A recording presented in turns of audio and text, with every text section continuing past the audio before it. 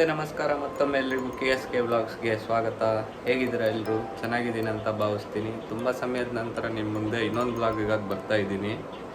So ಈ ಸಲ ಎಲ್ಲಿಗಪ್ಪ ಹೋಗ್ತಾ ಇದ್ದೀವಿ ಅಂತ ಕೇಳಿದ್ರೆ ಮಡಿಕೇರಿಗೆ. ಏನೆಲ್ಲ ಪ್ಲ್ಯಾನ್ಸು ಅಂತ ನೀವೇ ನೋಡಿ ತಿಳ್ಕೊಳ್ಳಿ. ಶುಭೋದಯ ಸ್ನೇಹಿತರೆ, ಇವಾಗ ಬೆಳಗ್ಗೆ 4:05 ಆಗಿದೆ. ನಾವು ಟ್ರಿಪ್ಪಿಗೆ ಹೊಂಟಿದ್ದೀವಿ. ಇಲ್ಲಿ ಯಾಕೆ ಕಾಯ್ತಾ ಇದ್ದೀವಪ್ಪ ಅಂತ ಕೇಳಿದ್ರೆ ನಮ್ಮ ಮೆಲ್ವಿನ್ ಅಂತ ಒಬ್ಬರು ದೋಸ್ತ್ ಇಲ್ಲಿಂದ ಬರ್ತಾರೆ. ಸೊ ಅವನಿಗಾಗಿ ಕಾಯ್ತಾ ಇದ್ದೀವಿ ಇಲ್ಲಿ. ನೋಡಿ ಫ್ರೆಂಡ್ಸು, ಕೊನೆಗೂ ಬಿಸ್ಲೆಘಾಟ್ ವ್ಯೂ ಪಾಯಿಂಟ್ ಹತ್ರ ಬಂದಿದ್ದೀವಿ. ಮತ್ತೆ ಇಲ್ಲಿಂದ ಮಡಿಕೇರಿ ಅಂತ ಪ್ಲ್ಯಾನು. ಇಲ್ಲಿ ಯಾವುದೋ ಒಂದು KTM ಡ್ಯೂಕ್ ಇದೆ, ನಮ್ದಲ್ಲ. ಇಲ್ಲಿ ಎಂಟ್ರಿ ಫೀಸ್ ಎಲ್ಲ ಇದೆ, ಜನ ಇಲ್ಲ.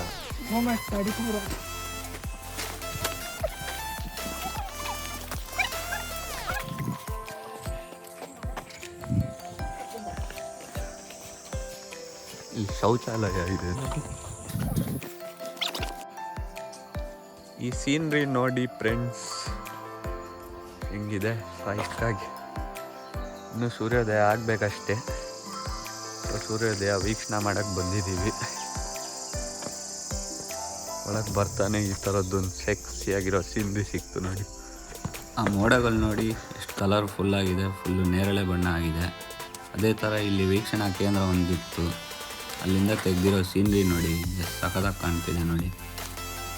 ಸೂರ್ಯೋದಯ ಇನ್ನೇನು 6 ಕಾಲಕ್ಕಾಗುತ್ತೆ ಅಂತ ಹೇಳಿದರು, ಬಟ್ ತುಂಬಾ ಲೇಟ್ ಆಗೋಯಿತು. 6:25 ಆಗಿದೆ ಸೂರ್ಯೋದಯ ಆಗುವಾಗ. ಈಗ ಸೂರ್ಯೋದಯನ ಟೈಮ್ ಲ್ಯಾಪ್ಸಲ್ಲಿ ತೋರಿಸ್ತೀನಿ. ಇವಾಗ ನೋಡಿ ಹೆಂಗಿದೆ ಅಂತ ಕಮೆಂಟ್ ಮಾಡಿ. ಅಲ್ಲಿಂದ ಮಡಿಕೇರಿಗೆ ಹೋಗಬೇಕಾದ್ರೆ ದಾರಿಲಿ ನಿಸರ್ಗ ಹೋಟ್ಲಲ್ಲಿ ನಿಂತು ತಿಂಡಿ ಮಾಡಿ ಮತ್ತು ವಾಪಸ್ ಆರಂಗಿ ಅಣೆಕಟ್ಟು ಹತ್ರ ಕೂಡ ನಿಲ್ಲಿಸಿದ್ವಿ.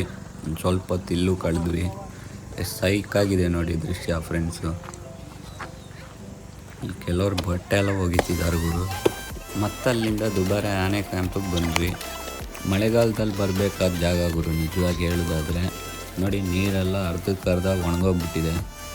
ಅಲ್ಲೊಂದು ಸ್ವಲ್ಪ ನೀರಲ್ಲಿ ಆನೆಗಳನ್ನ ಸ್ನಾನ ಮಾಡಿಸ್ತಿದ್ರು, ಅದನ್ನು ವೀಕ್ಷಣೆ ಮಾಡಿ ಒಂದು ಸ್ವಲ್ಪ ಹೊತ್ತು ನಿಂತ್ವಿ. ಅಲ್ಲಿ ಆನೆ ಕ್ಯಾಂಪಿಗೆ ಹೋಗ್ಬೇಕಾಗಿದ್ದ ದಾರಿ ನಿಜವಾಗ್ಲೂ ಆಚೆ ಇತ್ತು, ನಾವು ಈಚೆ ಕಡೆ ಬಂದುಬಿಟ್ಟಿದ್ವಿ. ಆನೆ ನೋಡು ಬೀಚಲ್ಲಿ ಕೂತಂಗೆ ಪೋಸ್ ಕೊಡ್ತಾ ಇದ್ದಾವೆ. ಹೋಗು ಆ ಕಡೆ ಹೋಗು ಬಾಬು. ಹಂಗೆ ಮತ್ತೆ ಈಚೆ ಕಡೆಗೆ ಬಂದ್ವಿ. ಒಳಗೆ ಹೋಗೋಕ್ಕೂ ಮುಂಚೆ ನಿಮಗೆ ಎಂಟ್ರಿಯಲ್ಲಿ ಟಿಕೆಟ್ ತೊಗೊಳ್ಬೇಕು. ಎಷ್ಟು ಒಬ್ಬೊಬ್ರಿಗೆ 100 ರೂಪಾಯಿ ಲೆಕ್ಕದಲ್ಲಿದೆ ಅಡಲ್ಟ್ಸಿಗೆ, ಮತ್ತು ಚಿಲ್ಡ್ರನ್ಸಿಗೆ ಬೇರೆಯೇ ರೇಟ್ ಇದೆ. ಅಲ್ಲೇ ಸೈಡಲ್ಲಿ ಬೋರ್ಡ್ ಹಾಕಿರ್ತಾರೆ. ಒಳಗೆ ಬರ್ತಲೇ ಮೊದಲು ಕಂಡಿದ್ದ ದೃಶ್ಯ ಇದು. ಹಂಗೆ ಇಲ್ಲಿ ನೋಡಿ ಮಾವುತ ಆನೆನ ಕರ್ಕೊಂಬರ್ತಾ ಇದ್ದಾನೆ. ಮೋಸ್ಟ್ಲಿ ಸ್ನಾನಕ್ಕೆ ಕರ್ಕೊಂಡು ಹೋಗ್ತಿದ್ದಾರೆ ಅನಿಸುತ್ತೆ, ಅಥವಾ ಸ್ನಾನ ಮಾಡಿಕೊಂಡು ವಾಪಸ್ ಬರ್ತಿದ್ದಾರೋ ಏನೋ. ಗೂಡೆಲ್ಲ ಕಟ್ಟಿಟ್ಟಿದ್ದಾರೋ ಯಾಕೋ. ಫಸ್ಟ್ ಟೈಮು ಆನೆನ ಇಷ್ಟು ಹತ್ರದಲ್ಲಿ ನೋಡ್ತಿರೋದು. ಆನೆಗಳಂದರೆ ಎಲ್ರಿಗೂ ಅಷ್ಟೇ ಗುರು, ಭಯನೇ. ಇಲ್ಲಿ ಕೆಲವು ವಿಗ್ರಹಗಳೆಲ್ಲ ಇದ್ವು. ಇಲ್ಲಿ ನೋಡಿ, ಇಲ್ಲೊಂದು ನಂದಿ ವಿಗ್ರಹನೂ ಇದೆ. ಈ ಆನೆನ ಸ್ನಾನ ಮಾಡಿಸಿ ಕರ್ಕೊಂಡು ಹೋಗ್ತಿದ್ದಾರೆ ಮಾವುತ. ಅದ್ರ ಮೈ ಮೇಲೆ ಚೈನ್ ನೋಡಿ ಗುರು, ಆ ಚೈನೇ ಒಂದು 50 ಕಿಲೋ ಇರ್ಬೋದಾ. ಆದರೂ ನೋಡಿ ಅದಕ್ಕೆ ಏನು ಮ್ಯಾಟ್ರೇ ಇಲ್ಲ, ಅದು ಹಂಗೆ ಆರಾಮ್ಸೆ ನಡ್ಕೊಂಡು ಹೋಗ್ತಿದೆ. ಅದು ಮೆಟ್ಲೇರೋ ಸ್ಟೈಲ್ ನೋಡಿ ನೀವು, ತುಂಬ ಮೆತ್ತಗೆ ಮೆಟ್ಲು ಹತ್ತುತ್ತೆ ನೋಡಿ. ಹಾಗೆ ಈ ಆನೆನ ನೋಡಿ ಸ್ವಲ್ಪ ಮುಂದೆ ಬರ್ತಾ ಒಂದು ಓಪನ್ ಮೈದಾನದಲ್ಲಿ ಇನ್ನೂ ಕೆಲವು ಆನೆಗಳಿದ್ವು ನೋಡಿ. ಅಲ್ಲಿ ಒಂದು ಇಂಟ್ರೆಸ್ಟಿಂಗ್ ವಿಷಯ ನಡೀತಿದೆ. ಆ ವುಡನ್ ಬೋರ್ಡ್ನ ಹೊಡೆದಾಕ್ಲಿಕ್ಕೆ ನೋಡ್ತಾ ಇದೆ ನೋಡಿ.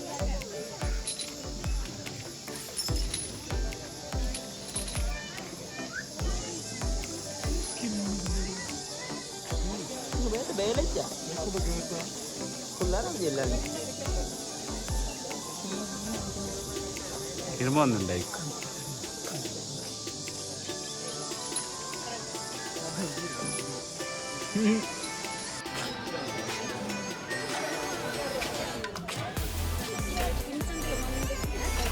ಇಲ್ಲೊಂದು ಸಣ್ಣ ಮರಿ ಆನೆ ಇದೆ ನೋಡಿ, ಎಷ್ಟು ಕ್ಯೂಟ್ ಆಗಿದೆ ಅದು. ಈ ಆನೆ ನೋಡಿ ಸೊಂಡ್ಲು ಗೋಡೆ ಮೇಲೆ ಇಟ್ಕೊಂಡು ಕುಂತಿದೆ, ಮನುಷ್ಯರ ಜೊತೆ ಮಾತಾಡೋಕೆ ನೋಡ್ತಾ ಇದೆ ಅನಿಸುತ್ತೆ. ಇವು ಮೂಕ ಪ್ರಾಣಿಗಳನ್ನ ನೋಡಿದೆ ಒಂಥರ ಖುಷಿಗಳು. ಮನುಷ್ಯರಿಗಿಂತ ಈ ಪ್ರಾಣಿಗಳಿಗೇ ಜಾಸ್ತಿ ಪ್ರೀತಿ ಅಂತ ಹೇಳ್ತಾರೆ.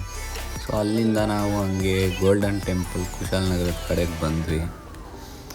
ಇವತ್ತು ಸಂಡೇ ಬೇರೆ, ಫುಲ್ಲು ರಶ್ ಗುರು, ಕಾಲಿಡೋಕ್ಕೆ ಜಾಗ ಇರಲಿಲ್ಲ ಹಂಗನ್ಬೋದು. ಆ ದೇವಸ್ಥಾನದ ಶೇಪ್ ನೋಡಿ, ಹಂಗೆ ಒಳಗೆ ಹೋಗ್ಬೇಕಾದ್ರೆ ಚಪ್ಪಲಿ ಇಡಬೇಕು. ಗೋಲ್ಡನ್ ಟೆಂಪಲ್ ಒಳಗೆ ಹೋಗ್ತಲೇ ನಿಮ್ಮ ಮನಸ್ಸಿಗೂ ಶರೀರಕ್ಕೂ ಒಂದು ತಣ್ಣಗಿರೋ ಫೀಲ್ ಸಿಗುತ್ತೆ ಗುರು. ಅದೆಲ್ಲ ಹೇಳ್ಕೊಳ್ಳೋ ಅಂಥದ್ದಲ್ಲ. ಲೈಫಲ್ಲಿ ಒಂದು ಸಲ ಆದರೂ ಇಲ್ಲಿ ಬರಲೇಬೇಕು ನೀವು. ಕರ್ನಾಟಕದಲ್ಲೇ ಒಂದು ಮುಖ್ಯವಾದ ಪ್ರವಾಸಿ ಸ್ಥಳ ಅಂತಲೇ ಹೇಳ್ಬೋದು ಗೋಲ್ಡನ್ ಟೆಂಪಲನ್ನು. ಇಲ್ಲೊಂದು ವಿಶೇಷತೆ ಏನಂದರೆ, ನಾನು ನೋಡಿದ ಪ್ರಕಾರ ಇಲ್ಲಿ ನಿಮಗೆ ಜಾತಿ ಧರ್ಮ ಭೇದ ಅವೆಲ್ಲ ಏನೂ ಕಾಣೋಕ್ಕೆ ಸಿಗಲ್ಲ. ಎಲ್ಲ ಜಾತಿಯವರು ಇರ್ತಾರಲ್ಲಿ. ಕ್ರಿಶ್ಚಿಯನ್ಸ್ ಆಗಿರಲಿ, ಮುಸ್ಲಿಮ್ಸ್ ಆಗಿರಲಿ, ಹಿಂದೂಗಳಿರಲಿ ಅಥವಾ ಬೇರೆ ಯಾವುದೇ ಜಾತಿಯವರಾದರೂ ಇರಲಿ. ಹಂಗೆ ಗೋಲ್ಡನ್ ಟೆಂಪಲ್ ನೋಡಿದ್ದಾಯಿತು. ಲಾಸ್ಟ್ ಟೈಮ್ ಬಂದಿದ್ದೆ ರೂಮು, ಈ ಸಲನೂ ಅವ್ರ ಕಾಂಟ್ಯಾಕ್ಟ್ ನಂಬರ್ ಇತ್ತು ನಮ್ಮ ರಂಜಿತ್ ಶೆಕ್ಷಿಗಾರ್ ಹತ್ರ. ರೂಮ್ ಹೆಸರು ಮಾತೃಛಾಯಾ ಹೋಮ್ ಸ್ಟೇ ಅಂತ. ಅದೇ ಸ್ಪಾಟು. ರೂಮ್ ಮಾತ್ರ ಕ್ರೇಜಿ ಆಗಿದೆ. ರೂಮ್ ಚಾರ್ಜ್ ಬಂದುಬಿಟ್ಟು 2000ದಿಂದ 2200 ತನಕ ಆಗುತ್ತೆ, ಸರಿಯಾಗಿ ಗೊತ್ತಿಲ್ಲ ನನಗೆ. ಪರ್ ಹೆಡ್ಡು ಒಬ್ಬೊಬ್ಬರಿಗೆ 500ರಿಂದ 600 ರೂಪಾಯಿ ಬೀಳುತ್ತೆ. ನಾವು 4 ಜನ ಇದ್ದೀವಿ. ಫ್ಯಾಮ್ಲಿ ಅಥವಾ ಫ್ರೆಂಡ್ಸಾಗಿ ಬರೋದಾದರೆ ಪಕ್ಕ ಇದೇ ರೂಮ್ ರೆಕಮೆಂಡ್ ಮಾಡ್ತೀನಿ ನಿಮಗೆ. ಹಂಗೆ ರೂಮ್ ಮಾಡಿದ್ದಾಯಿತು. ಸಂಜೆ ರಾಜಾ ಸೀಟ್ ಗಾರ್ಡನಿಗೆ ಬಂದ್ವಿ. ಇಲ್ಲಿ ಅಂತೂ ಕೇಳಲೇಬೇಡಿ ಗುರು, ಏನು ರಶು ಗುರು. ಸಂಡೇ ಬೇರೆ, ಫುಲ್ ಆಗ್ಬಿಟ್ಟಿದ್ದಾರೆ ಜನ ಸಾಗರ ಅಂತಲೇ ಹೇಳ್ಬೋದು. ಇಲ್ಲೂ ಒಳಗೆ ಬರಬೇಕಾದ್ರೆ ಟಿಕೆಟ್ ಇದೆ. ಅಡಲ್ಟ್ಸಿಗೆ ಬೇರೆ ರೇಟ್ ಇದೆ, ಚಿಲ್ಡ್ರನ್ಸಿಗೆ ಬೇರೆ ರೇಟ್ ಇದೆ ಅನಿಸುತ್ತೆ. ಅಕ್ಕಪಕ್ಕದಲ್ಲಿ ಫುಲ್ಲು ಹೂಗಳು. ಫ್ಯಾಮ್ಲಿ ಮತ್ತು ಫ್ರೆಂಡ್ಸ್ ಜೊತೆಗೆ ಬಂದರೆ ಒಂದು ದಿನ ಕಳೆಯೋಕ್ಕೆ ಒಂದು ಒಳ್ಳೆ ಜಾಗ ಅಂತ ಹೇಳ್ಬೋದು ರಾಜಾ ಸೀಟ್ ಗಾರ್ಡನ್. ಜನಸಾಗರ. ಇಲ್ಲಿಂದ ಇಡೀ ಊರಿನ ದೃಶ್ಯ ಚೆನ್ನಾಗಿ ಸಿಗುತ್ತೆ ನಿಮಗೆ. ಹಂಗೆ ರಾಜಾ ಸೀಟ್ ಗಾರ್ಡನಲ್ಲಿ ಇನ್ನೂ ಕೆಲವು ವ್ಯೂ ಪಾಯಿಂಟ್ಗಳೆಲ್ಲ ಇದ್ದವು. ಅದನ್ನೆಲ್ಲ ಎಕ್ಸ್ಪ್ಲೋರ್ ಮಾಡೋಣ ಅಂತ ಹೋಗ್ತಾ ಇದ್ದೀವಿ. ಹಂಗೆ ಹೋಗ್ತಿರ್ಬೇಕಾದ್ರೆ ಅಲ್ಲಿ ಜಿಪ್ಲೈನ್ ಮಾಡ್ತಿದ್ರು ಒಬ್ಬರು, ಅದನ್ನ ನೋಡಿದ್ವಿ. ಇಡೀ ರಾಜಾ ಸೀಟ್ ಒಳಗೆ ನಿಮ್ಗೆ ಇಂಥದೇ ದೃಶ್ಯಗಳು ಸಿಗೋದು ನೋಡೋಕ್ಕೆ. ಎಷ್ಟು ಸಾಕಾಗಿದೆ ನೋಡಿ ದೃಶ್ಯ. ಇದೇ ಥರದ್ದೊಂದು ವೀಕ್ಷಣಾ ಕೇಂದ್ರ ಆಚೆನೂ ಇದೆ. ಅಲ್ಲಿಗೆ ಹೋಗೋಣ ಬನ್ನಿ.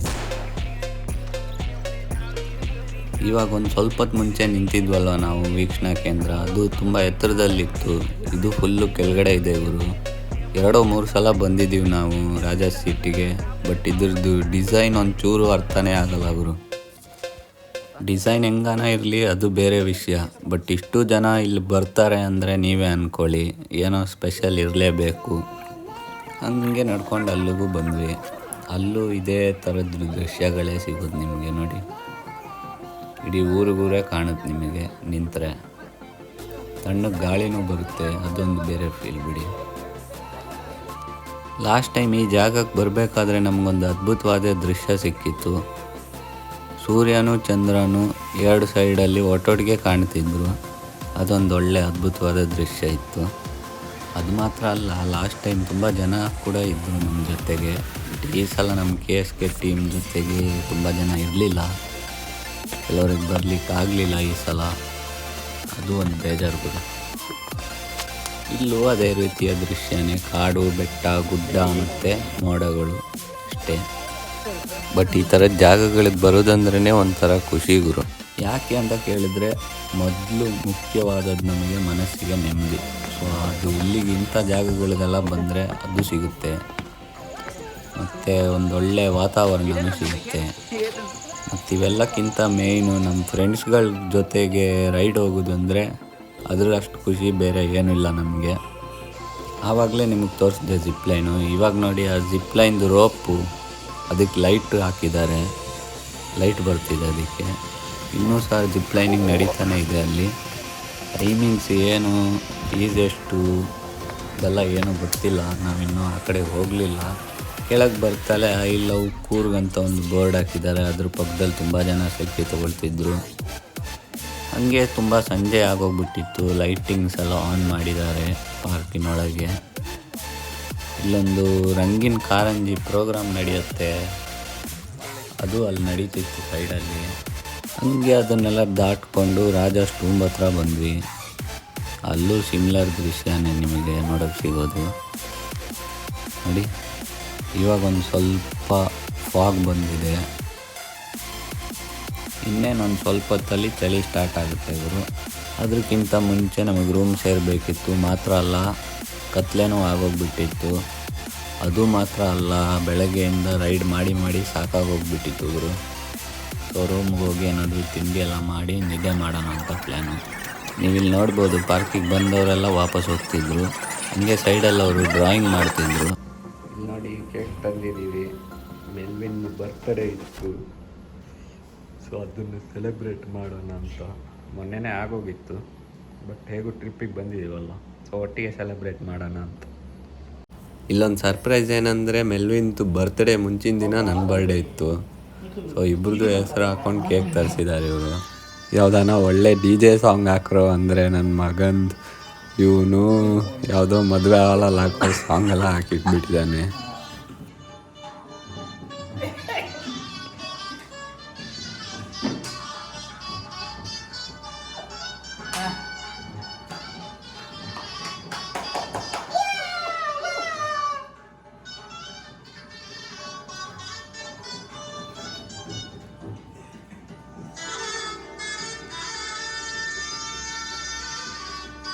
Happy birthday, Mom. Happy birthday. Thanks, Mom. Happy birthday. Mom. So ಹಂಗೆ ಹುಚ್ಕಟ್ಟಿ ಸೆಲೆಬ್ರೇಷನ್ ಮಾಡಿದ್ದಾಯಿತು. ನೆಕ್ಸ್ಟ್ ಡೇ ಎಲ್ಲಿಗಪ್ಪ ಪ್ಲ್ಯಾನ್ ಅಂದರೆ ಮಂಡಲ್ಪಟ್ಟಿಗೆ. ಮತ್ತೊಮ್ಮೆ ಎಲ್ರಿಗೂ ಶುಭೋದಯ ಸ್ನೇಹಿತರೆ. ಸೊ ಇವತ್ತು ಮಂಡಲ್ಪಟ್ಟಿಗೆ ಬೈಕಲ್ಲೇ ಹೋಗಬೇಕು ಅಂತ ಇದ್ದೀವಿ. ಬಟ್ ಅಲ್ಲಿ ಹೋಗಿ ಕಂಡೀಷನ್ ನೋಡಿದ ಮೇಲೆ ಗೊತ್ತಾಗುತ್ತೆ ಬೈಕಲ್ಲಿ ಹೋಗೋದು ಅಥವಾ ಜೀಪಲ್ಲಿ ಹೋಗೋಣ ಅಂತ. ಹಂಗೆ ಹೋಗ್ತಾ ದಾರಿಲಿ ತಿಂಡಿನೂ ಮಾಡಿಕೊಂಡು ಮತ್ತೆ ಹೊಂಟ್ವಿ. ಸೊ ಇಲ್ಲಿ ಜೀಪ್ ಮಾಡಿದ್ದೀವಿ. ಎಷ್ಟನ ಚಾರ್ಜು ಜೀಪಿದು? 1700 ಆಗುತ್ತೆ ಟೋಟಲ್ ಅಲ್ಲ. ಸೊ ಇವಾಗ ಹೊಂಟ್ವಿ. ಯಾವ ಪ್ಲೇಸಲ್ಲಿ ವಿಡಿಯೋ ಒಳ್ಳೆ ಬರ್ತದೆ ಹೇಳಿ. ನಮ್ಗೆ ಗೊತ್ತಿರುತ್ತೆ, ನಮಗಿಂತ ಜಾಸ್ತಿ ಲಾಸ್ಟ್ಗೆ ಸಿಗರೇಟ್ ಅಂತ ಏನಿಲ್ಲ. ಸೊ ಹಂಗೆ ಜೀಪಲ್ಲಿ ಪಯಣ ಶುರು ಸ್ನೇಹಿತರೆ. ಬನ್ನಿ ಮಂಡಲ್ಪಟ್ಟಿ ತೋರಿಸ್ತೀವಿ ನಿಮಗೆ. ಅಲ್ಲಿ ತಲುಪೋ ತನಕನೂ ಟೈಮ್ ಲ್ಯಾಬ್ಸಲ್ಲೇ ಇದೆ. ಇಲ್ಲಿಂದ ಅಲ್ಲಿ ಮೇಲ್ಗಡೆ ತನಕ ಹೋಗಬೇಕು, ವ್ಯೂ ಪಾಯಿಂಟ್ ಸಿಗಬೇಕಾದ್ರೆ. ಬನ್ನಿ ಹೋಗೋಣ. ತುಂಬ ನಡೆಯೋಕ್ಕಿತ್ತಿಲ್ಲಿ. ಸುಮಾರು 2ರಿಂದ 3 ಕಿಲೋಮೀಟರ್ ತನಕ ಮೇಲ್ಗಡೆ ನಡಿಬೇಕಿತ್ತು ವ್ಯೂ ಪಾಯಿಂಟ್ ಸಿಗಬೇಕಾದ್ರೆ. ನಾವು ಬರುವಾಗ ಸ್ವಲ್ಪ ಲೇಟಾಗಿ ಹೋಗಿತ್ತಿಲ್ಲಿ. ನಿಜವಾಗಿ ಬೆಳಗಿನ ಜಾವ ಬರಬೇಕು, ಆವಾಗ ಇನ್ನೂ ಸುಂದರವಾಗಿರುತ್ತೆ ಅಂತ ಅಂದರು. ನೋಡಿ ದೃಶ್ಯಗಳು ಹೇಗಿದೆ ಅಂತ. ಇಲ್ಲಿ ಸೈಕಾಗಿದೆ ಗುರು ನೋಡೋಕ್ಕೆ. ಬಟ್ ತುಂಬ ಬಿಸಿಲಿದೆ, ಅದೇ ಪ್ರಾಬ್ಲಮ್ಮು. ಬೆವರು ಫುಲ್ಲು ಇಳಿತಾ ಇದೆ ಹಂಗೆ ಬಟ್ಟೆಲ್ಲ. ಇನ್ನೂ ಕೆಲವು ಜನರು ಇದ್ದರು ನೋಡಿ. ಈ ಸುತ್ತಮುತ್ತಲಿನ ದೃಶ್ಯ ಒಂದ್ಸಲ ನೋಡ್ಕೊಂಬಿಡಿ ನೀವು ಹೆಂಗಿದೆ ಅಂತ. ಇದು ಕೆಳಗಡೆಯಿಂದ ತೋರಿಸ್ತಾ ಇದ್ದೀನಿ. ಮೇಲ್ಗಡೆ ಸ್ಟೆಪ್ಸ್ ಇದೆ ನೋಡಿ, ಇಲ್ಲಿಂದ ಒಂದ್ಸಲ ನೋಡ್ಕೊಂಬಿಡಿ. ಈ ಅಪ್ಪ ಗುರು, ಇಲ್ಲಿ ಗಾಳಿ ಸ್ವಲ್ಪ ಜಾಸ್ತಿನೇ ಇದೆ. ಒಂದು ವಿಷಯ ಹೇಳಕ್ಕೆ ಮರ್ತೋಯ್ತು, ಇಲ್ಲಿ ಖಾಲಿ ನಿಮಗೆ 1/4 ಗಂಟೆ ಅಷ್ಟೇ ಟೈಮ್ ಸಿಗೋದು. ಸೊ ಸಿಕ್ಕಿದ ಟೈಮಲ್ಲಿ ಅದು ಏನು ಬೇಕೋ ಮಾಡಿಕೊಂಡು ಸೆಲ್ಫಿ ಹೊಡಿಯೋದು, ವಿಡಿಯೋ ಮಾಡೋದು ಮಾಡಿಕೊಂಡು ಅಷ್ಟರಲ್ಲಿ ನೀವು ಕೆಳಗಡೆ ಇರಬೇಕು ಅವ್ರು ಹೇಳಿದ ಟೈಮ್ ಅಷ್ಟರಲ್ಲಿ. ಇಲ್ಲಾದರೆ ನಿಮಗೆ ಜೀಪ್ ಸಿಗೋದು ಕಷ್ಟ ಆಗೋದು ಮತ್ತೆ.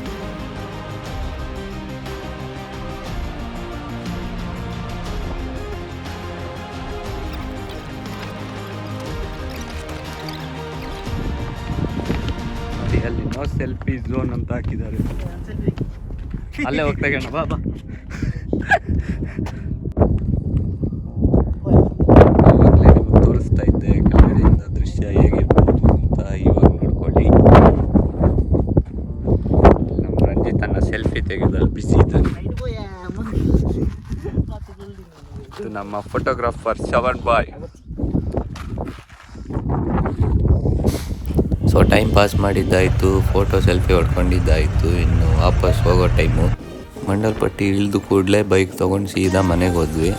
ಸೊ ಇಲ್ಲಿಗೆ ವ್ಲಾಗ್ನ ಮುಕ್ತಾಯಗೊಳಿಸ್ತಾ ಇದ್ದೀನಿ.